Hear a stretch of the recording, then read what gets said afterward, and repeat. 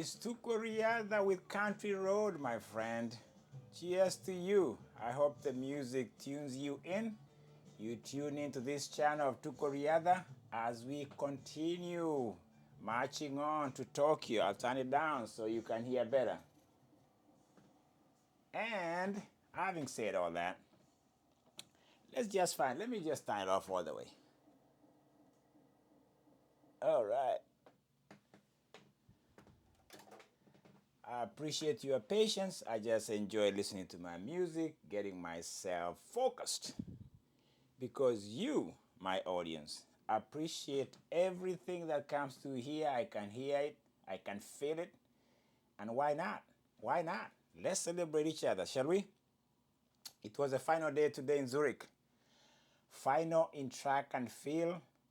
Final for those who are looking for wild card. I think Joe Kovac in the shot put maybe gets a wild card for winning the shot put. He might be going to Tokyo to represent America. I think Brittany Brown is another wild card lady that wins 200 meters and gets a wild card to Tokyo. So those are the wild card reports and updates. The person who misses out, we'll talk about him shortly. But before we get to that person, let's get to this other individual, Noah Lyles. You know, he had to win. There's no way around winning on him today. He had to win. He solidifies his case of why he's one of the best when it comes to big stage, big performance. He gets off as he does, as usual in the 200. He knows what's ahead of him. Let's see, Tebogo was ahead coming off the curve. But that's all he could do coming off the curve. It was shoulder to shoulder as we come the last 50 meters. And Noah Lyles seems to say, I don't see the finish line. That's the difference between him winning and Tebogo getting second. You have to ignore the finish line, my friend, when it comes to racing in any event. Never say the finish line is right here. Wherever you do that, you are de-accelerating in your mind and your body. Lesile could have done better. He could have stayed more taller, look straight ahead. No, he doesn't. He doesn't hold off Noah Lyles, who is charging on his shoulder. Noah Lyles, of course, is more stronger, he's more powerful, he's more of a 100-meter guy, and he empowers him. He relegates him to second. In 20, was it 19? Oh, my friend, times are running so fast. 1974 to 1976 were the times. Quite close, 200th of a second. That was a good race. This might be what we were looking forward to seeing in Tokyo. Can I add somebody into the equation here? Kenny Kung Fu Benedict. He's still a man in the mix for the top three. How it's going to pan out? That's why we go to Tokyo in about 3 weeks. And this event here, of course, solidifies why Noah Lyles is the face of track and field. I don't know about the celebrations. He likes to do it, his thing. I don't mind it. I don't mind him going LeBron James at the end of the race. You know, you go bang, bang, then you go bang, bang. Hey, Noah Lyles is a character. He's a rock star of track and field. I like to see all that bravado stuff. I like to see that bravado is what track and field demands right now. We need to smash the screen with some characters like Noah Lyles. He wins. Brilliant. 1974 to 1975, Letsile Tebogo. By the way, Letsile Tebogo runs his seasonal best. And I got to tell you something. Remember, well, we can say COVID impeded Noah Lyles in his success in Paris last year. It's COVID. Let's give him that, okay? But Letsile Tebogo is no pushover either. Let's find out through the rounds. I see the three protagonists, as I say, Noah Lyles, Letsile Tebogo, and Kenny Benedict come the World Championship in the 200. Between now and then, those are the people we are looking to watch. 200 meters. Okay, my friend, listen. For me, I have to give something. I have to mention some special events. I'll just be picking it a bit. Castor Warhol, okay? He sets a meet record. The competition it wasn't bad. I mean, the Bahrainian, what's his name here? Samba. No, Qatar, take it back. Abrahaman Samba comes second in 47.45 as Karsten Warholm, the Norwegians, wins in 46.70. So we're moving on, and I won't talk about what I'm looking to see in World Championship. But Karsten Warhol, these times is running. He might be picking up for the right time, or at the right moment as we go in the World Championship. And if this is the form this guy is in right now in 46 back to back in the 400 meters hurdles, well, it's gonna be an exciting event to watch as Benjamin and Alisson dos Santos, the Brazilian, have a lot to say about this event. But those top three right there, the Qatarian might sneak in, but I don't see it. But that's just what I say right now. I might change my mind. I got 3 weeks, 400 meters hurdles there. The winner takes it right there at the finish line. Let's just go to an event that was very, very thrilling. 1500 meters, I think what I saw today in Zurich is what I expect to see at the final. Maybe a few eliminations here and there. Maybe. But I don't see a lot of elimination. These are the protagonists. These are the contenders. These are the best crop we have in the 1500 meters. George Carr, the Brit, has just disappeared from the radar. We don't know whether it's injury. We don't know what he's doing. He's just hiding somewhere in the bushes somewhere. I don't know. He wasn't here. We haven't seen much from him since he got beat by Fanmel Koech in London in front of his crowd. Was his pride dented that bad? We don't know. What we know is that Jakob Engbleston has been nursing injuries. That is kind of a common knowledge.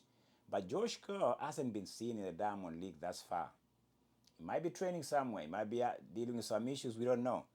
But this lineup was so good and appetizing and demanded you to pay attention. The pacemakers were incredible. 151, I think 153, 152 were the real proper races.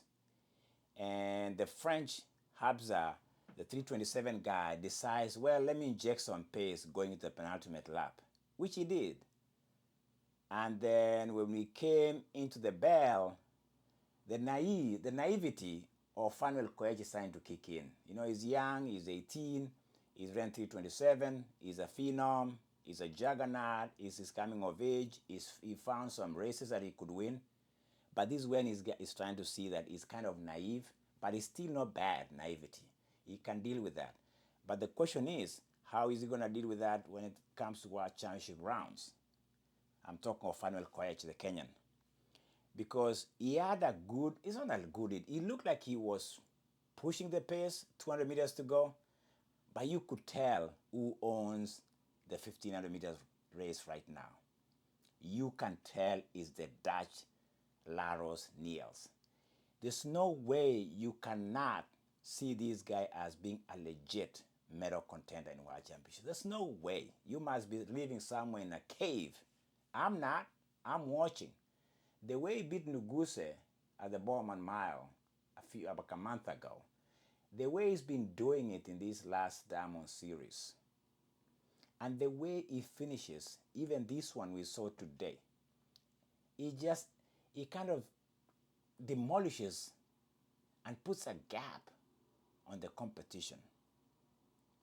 To me, is a very strong mental, psychological message he's sending to the rest of the contenders. You guys have to come and get me because I'm out of here and I'm going for gold. Did I say gold? Right now, right here, Laros Niels, the Dutch, is the man to beat in the 1500 meters, hands down. Well, another strong finish. I mean, as a Dean didn't finish that bad. I think he ended up fourth. I think second place went to Cheriot Raymond. Koech wasn't bad at 3:30. Winning time was 3:29. And Raymond Cheriot seems to find something that he might need. As the Kenyan that I'm thinking, we need to see him do better in the big stage. He hasn't done well in the past. Timothy Cheriot was there. He was fourth. But the story for me is the Dutch, a 3:29 winning time. And the way he demolishes, destroys the competition. He was, I think, toying with them. He watched the race. He's like, I'm fourth, I'm fifth. It doesn't matter. In fact, I can say so much about him right now, but it's not time to start talking about World Championship and who is who. But as we speak, this is the man to beat. Okay? We don't know what Jacob Engbleston has. We have no idea. But the ones on the track right now is Laros Niels. And he is the man to bring down if you are thinking of 1500 meters as we speak. Raymond Cheriot, I have to say, coming from around fifth, fourth place in the last 50 meters and nipping everybody at the finish line was something he needed to do. And that was that in the 1500 meters, because it gets more exciting a little bit when we think about World Championship coming up.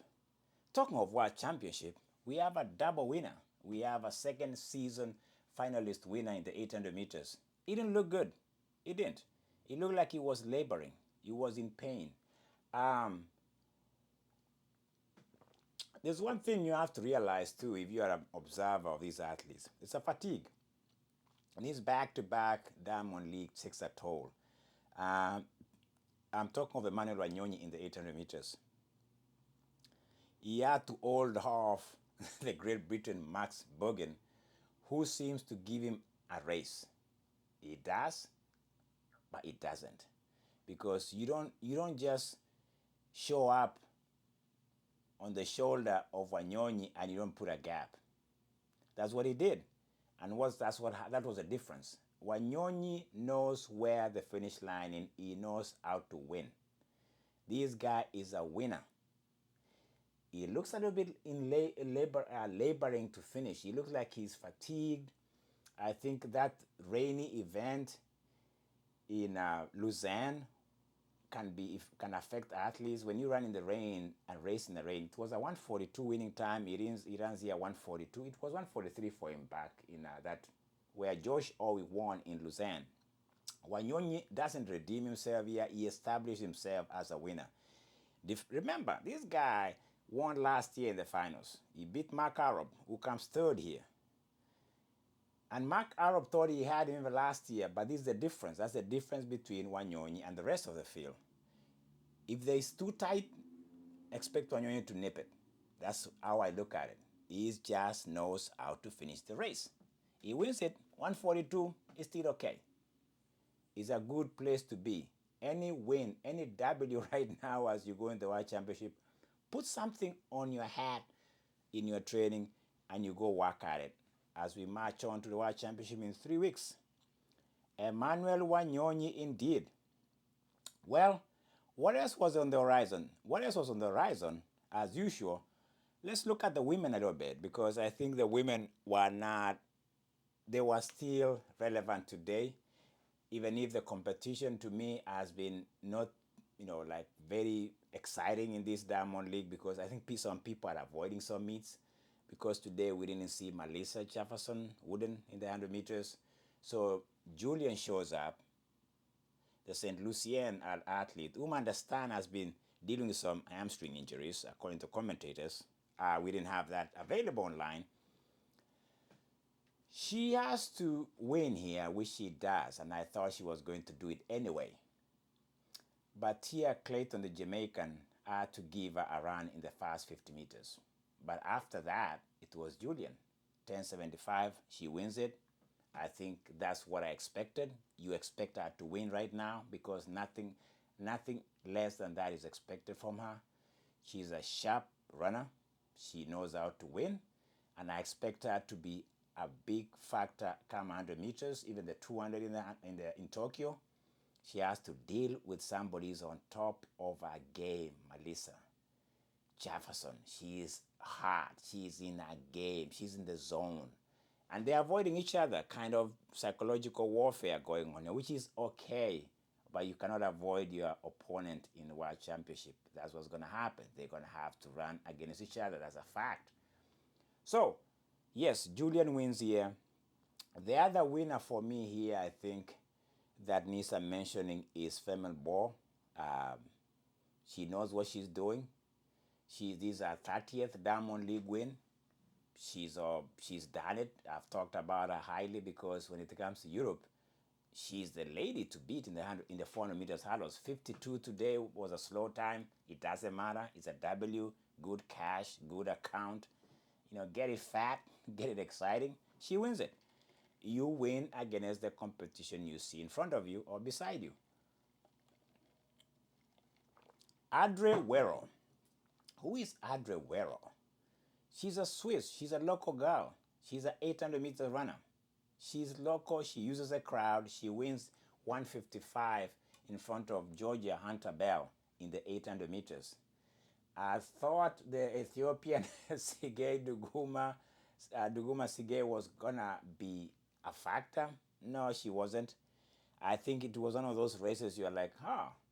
But I remember too watching this young lady, Adre Werro. She had done a race somewhere in Europe where she ran a 156. So now she runs a 155, second best time behind Kelly Acheson, the Brit. So you are looking at what's happening unfolding here in the 800 meters. Kelly's on top of her game. Adre Werro seems to be doing very well, 155, 156s. Those are the times you are looking to carry forward into our championship. I expect this lady to be a factor. And I think that if times are to determine the winners right now, is Kelly Acheson, the Brit, and the Swiss, Adre Werro. But the rounds determine the game. You have to make it the final. We'll see that down the road. A big win here for Faith Cherotich in the 3,000 steeplechase. Yes, she won. The field was very pedestrian, but you don't choose that. Faith decides, well, I'm gonna do my thing. She does it in a very slow 3,000 meters steeplechase. Well, there you have it, Faith. You winning going into the World Championship is good, and she won it by almost 13 seconds. Yavi wasn't in the field today, of course. What is her name? Chiruto, the Ugandan wasn't a factor. The Tunisian Marwa Bauzayani, she didn't run great, but she's always top 5. She ran a 9:12. The winning time was 8:57. Noah Chiruto from Kazakhstan, you can tell he's a former Kenyan. But there you have in 3,000, and that was that. And Nelly Chepchirchir runs Jessica Hull to the ground in the 1,500 meters to beat her in that race. That was a surprise for me. Big surprise there in the 1,500. I gave Jessica Hull, the Australian, an edge in the field that she was dealing with, but it seems as if she pushed herself to the point whereby Nelly saw something. And of course, those long legs, that lanky looking lady from Kenya, she wheels her in and wins the 1,500. And it was kind of one of those things you're like, Jessica Hull at 3:52 gets beat by a 3:57 Nelly Chepchirchir. That happens. It could be fatigue, but we don't know. It could be some mental issues. We'll see. We'll find out. And I think there's a field event I always like to celebrate with you guys is the discus Olympic champ. I'm talking of Valerie Allman. Here, again, like in any other event she's participating in, she knows how to throw the discus. Can I say that again? She's an Olympic champion. She's a national champion in the USA. She's a winner. She takes it all. 69, 18 meters. There you have it. She gives you a dance. She gives you all that stuff. I wonder what she's going to do in the World Championship. Is it the world record? Because let me tell you about pre-anointing athletes. This woman is a tough cookie to beat. Valerie Allman. There you go, my friend. Long jump. Somebody's missing in long jump. It doesn't matter. You beat what you have in front of you. The runway is what you have, and you have to jump to the pit. And who wins this one? Oh, well, it was won by Italian Larissa Lapacino. She beats for the former champion Malaika Mihambo, the German, and that's where things happen. Mihambo, as great as she's been, and these are top three. I mean, you know what's missing here, right? Without me just being too loud, is Tara Davis Woodhull wasn't here. So these two have to compete against each other. It was 1-2, and there you have it. But that's what happens when the competition that you really expect the World Championship is not there. You do what you have to do. The Italian wins it, Larasso. And I think that is the murder she wrote for me here. Unless I missed something here, I don't think I did. Maybe I'll mention one more event here just to fill up the gaps. Hold on a minute. Hold on, don't get too excited. Don't close the screen yet. There's a Dominican lady by the name of Paulino. She's been doing very well in the 400 meters hurdles. We've talked about her. You've checked her out there.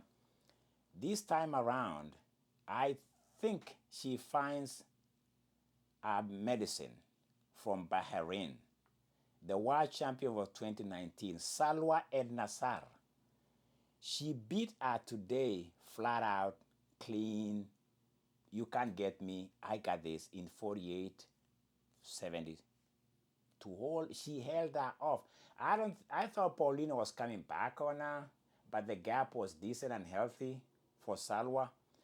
And it reminds me of 2019 champions who are coming back and they are trying to reclaim their throne. I'm talking of Donovan Brazier, who wasn't done much in the Diamond League. You win the Nationals, maybe he has to deal with what that body. So I'm talking of 2019 winners. Salwa is one of those winners coming back, and she's running 48 right now. But you're looking at Paulino, you're looking at Salwa, the Bahrainian, and the American Golden Girl, Sydney McLaughlin-Lavron. That's what you're looking at in the 400 meters flat. That's going to be some competition. Who has what it takes to be the champ? That was my take from Zurich. The winner takes it all. 50 grand was good money. I think second place was $30,000, and I think 20. Listen, Zurich is always the launching pad for champions going to Tokyo. It's always been. Some season it's always where they come to party after, like last year after the Olympic championship. The Olympics, they came to Zurich to party, which means you're coming there, you're winding down the season. But this year is a launching pad into the World Championship, kind of a reverse. But that's my take from Zurich. I'm glad the weather was great. It was kind of chilly a little bit, but I think the athletes enjoyed it. The winners take it all. We're looking forward to the World Championship in 3 weeks. Things will happen between, some gossip, injury reports. And this channel right here will always tell you what's happening in Tukoriada. Because you subscriber, you can take a break. I'll break it down for you the way I just did. And because of that, I'll give you cheers, my friend. It's been a warm day. It's been our anniversary day. And blessed. Tukoriada says the other side of the pillow is the best side. See you later, my friend. Cheers.